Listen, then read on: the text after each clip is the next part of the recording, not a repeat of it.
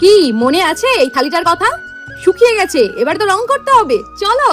থালাটাকে তো প্রথমেই আমি একটা বয়েডের কোট দিয়ে নিয়েছি, কিন্তু আমি সেটাকে ভিডিও করতে ভুলে গেছি।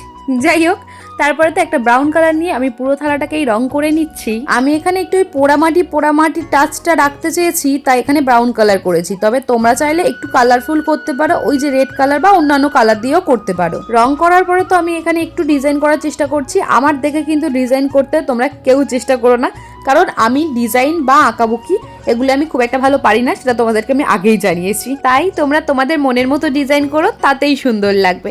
যাই হোক, চলো, কাজ তোমার প্রায় শেষের পথে। ফাইনাল লুকটা কেমন এলো দেখা যাক।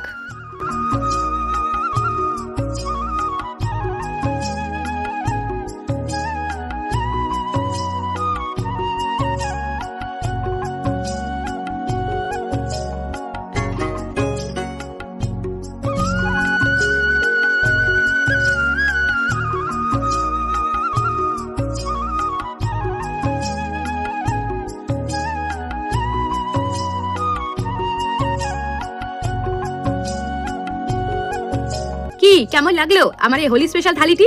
যাই হোক, তোমাদের সবাইকে জানাই অ্যাডভান্স হ্যাপি হোলি। সবাই খুব খুব মজা করো, তবে হ্যাঁ সাবধানে। যাই হোক, খুব শিগগিরই দেখা হবে তোমাদের সাথে নতুন কোনো ভিডিওর সাথে।